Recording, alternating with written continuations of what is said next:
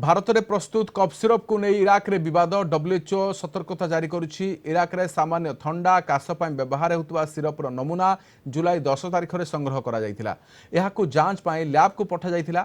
जांच रे ही नमूना फेल होइछि। ए सिरप रे डायथिलिन ग्लाइकोल एवं एथिलिन ग्लाइकोल रो मात्रा अधिक रहिथिबा जଣା पड़िछि।